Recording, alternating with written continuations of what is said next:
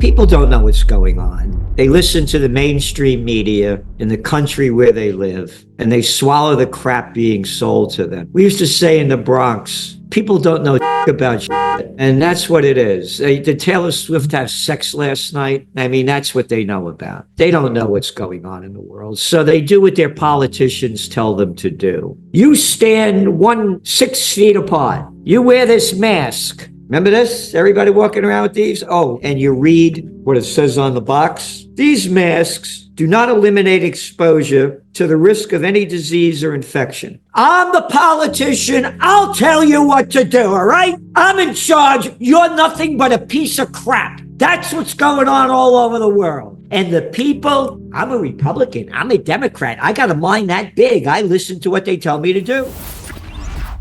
One country after another. Look at the freak show. Look at the little clown they just brought over there in Germany. Maersk. Oh, where did he come from? Oh, BlackRock? BlackRock, Vanguard, State Street own 88% of the S&P 500. And what's Germany doing? Oh, they're only in recession now for 2 years. We're going to borrow $1 trillion to fight those Russians? And we're going to build up our infrastructure so they can hold up the tanks? Oh, this is Germany. You like World War One? Nah, maybe you like World War II with the Germans, huh? Oh, the Germans that killed over 25 million Russians in Operation Barbarossa in World War II? And France, UK, Nordic countries, all building up their defense. All a waste of money because the next war will be nuclear annihilation. So all they're doing is they're enriching even what Maersk said. They call it the military-industrial complex. You're not building the economy up. Economies get built up when the products that you make are bought by consumers. These products being made, bombs, bullets, planes, tanks, they only enrich the military-industrial complex. But that's the stupidity of what's being sold throughout Europe, is that they're building up their military to build up their economies. And they're going deeper in debt. Look at the little freaks. You got that little Cazon Macron. Does he have a that big, if he has one at all? With his fake little hair and a bad attitude, getting slapped by his wife? That guy? We got to build up our military. Why don't you go over there and fight? All these people, all these politicians that build up the military, go over there and fight. No, we don't fight. We just send other people to go fight and die. I'm telling you, you said, what can you do? I launched a movement called Occupy Peace well over a decade ago. If the billionaires gave $1 billion to peace, we'd have peace tomorrow. You can't do it without money. And I'm telling you, I've never been more concerned about the future of the world than now. And I've been at this business now for 45 years.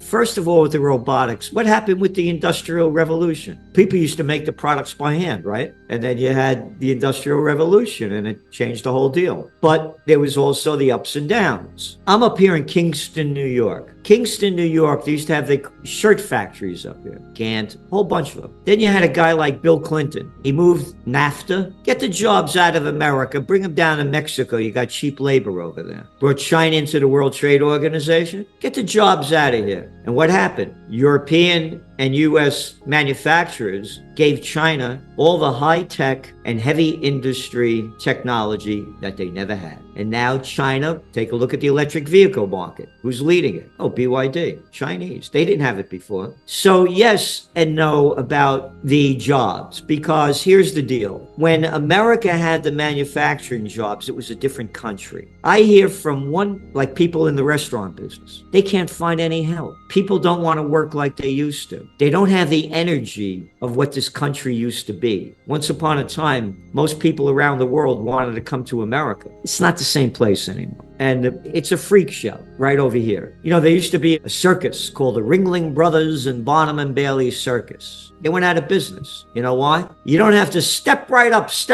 see the fat man, see the tattooed lady, see the lady with the beard. You don't have to pay to see them anymore. They're walking out in the street everywhere, all right? The whole country's gone down. It's been taken over by the bigs. When I was a young man, there were shoe stores, hardware stores, drug stores, stationery stores. Now they're all chains. The bigs own everything, and the people have these lousy jobs. I call us plantation workers of Slavelandia. But I also agree with the tariffs on what they mean. So it's a guessing game right now where it's going to go. The jobs that are being created in manufacturing, in other words, you have companies from Europe or China or wherever coming over here and opening up plants. They're not American plants. And going back to AI, Trends are born, they grow, they mature, reach old age, and die. Again, some of my books, Trend Tracking, I've been at this a lot of years. Far Better Than Megatrends, Time Magazine, Trends 2000. No universities teach trend forecasting. They don't know how to do it. I'm mentioning this because AI trend is just born. It was only born in 2022. So AI, love it, hate it, want it, don't want it, makes no difference. It's the future. The media is dead. Journalism is gone. Everything's becoming AI. And most importantly,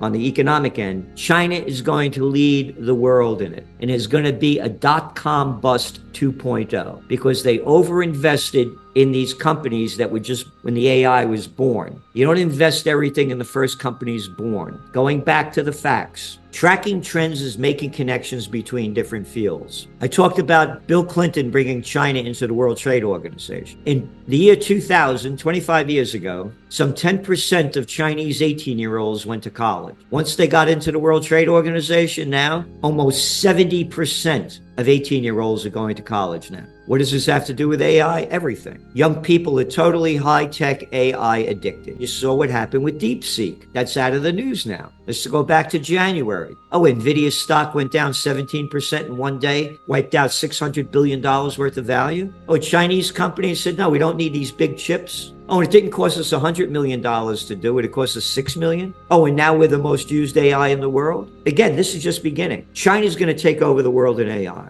I said about how I'm heartbroken about the slaughter going on each day of the Palestinian people. I got to write about it every day. And now there's the Iran-Israel. If the United States and Israel attack Iran, it's going to be the beginning of the end of life on earth. And here's why. There are 91 million Iranians and there are 7 million Jewish people. Iran is very advanced scientifically, technologically, and militarily. They'll wipe out Israel. You can look it up. Israel says if they start losing, they have the Samson option. And we go to nuclear war, it'll be the beginning of the end of life on earth. You're not allowed to talk about peace. Tell me the country you're in and tell me the media that have people on there talking about peace to stop this war. Nobody anywhere. Numbers just came out. China's exports to the United States just dropped almost 35%. And the imports going into China and America, I think they were down like 18%. So they're going to make a deal. You know, I've been at this again for 45 years, and we do top trends each year. And one of the top trends we've never done before was, we called it wild card. You don't know what's going to happen. And Trump is the wild card. I'm going to put 145% tariffs on China. Well, I changed my mind. I'm going to do a 25% tariffs on Mexico and Canada. I changed my mind. What do they call them? Taco, right? So you don't know. But I definitely believe they're going to make a deal. And here is the hypocrisy, by the way. Trump got 5 draft deferments during the Vietnam War. Again, a little fat boy that loves war but can't fight his way out of a paper bag if they made one big enough. We got to stop those Vietnamese, because if those commies take over, they're going to take over all of Asia. That's the line they sold during the day. Domino theory. Okay, Vietnam is still total communist, still running it. They're our second. We import, other than China, number 2, more clothing, shoes, and furniture from Vietnam than any other country. Now, wait a minute. You told us we had to go to war against them because they were commies. Oh, no, that's all right. We're making a lot of money over here. Shut the hell up. We've got manufacturers there buying stuff cheap and bringing it over here and making more money. Same thing with China. And I'm mentioning this because they teach you how to hate Russia. When I was a kid, they had us hiding under a desk in case an atom bomb went off, all right? China's a communist country, but you start wars against, when you call them communists, but doing business with them is okay. I mean, the hypocrisy is what I'm trying to point out. Again, we killed over 3.5 million Vietnamese, poisoned the place with Agent Orange. For what? For lives. So anyway, you don't know where it's going to go. And again, we've been very bullish on gold. One of our top trends for 2024 was a golden year for gold. Gold went up almost, 30%. And we could see gold hitting 4,000 this year. We could see silver going back to the $40 an ounce range. The whole world is very, very concerned about the geopolitical and socioeconomic instability. And that's why you're seeing the prices go up so much. Again, I've been at this a lot of years. Never, ever, ever have we seen such volatility. All right, let's take the inflation numbers. When you look at shadow stats, and look at their data, it's more than double what they're saying. And these are the facts. They're cutting back a lot of government jobs. And they're also doing this in the Labor Department, and the statistics are coming out, commerce. They don't have the people out there doing the job. The inflation numbers are totally made up. There's no reality to them. Number two, about Trump and Powell. Let's go back to December 2018 when Trump was president. The Dow had its worst December since the Great Depression, 1931. What did Trump do? He forced Powell to lower interest rates, which Powell did in January of 2019. It's one big club, and Trump is in charge. And just to show you the reality of it, let's go back to the Biden administration. Who was the Treasury Secretary? Janet Yellen, yeah. What was Janet Yellen's last job before she became Treasury Secretary? Oh, she was the head of the Federal Reserve, all right? It's one big club. Trump is in total charge of it, and he's pushing for lower interest rates. The lower interest rates go, the deeper the dollar falls. The deeper the dollar falls, the higher gold prices go up. Simple as that.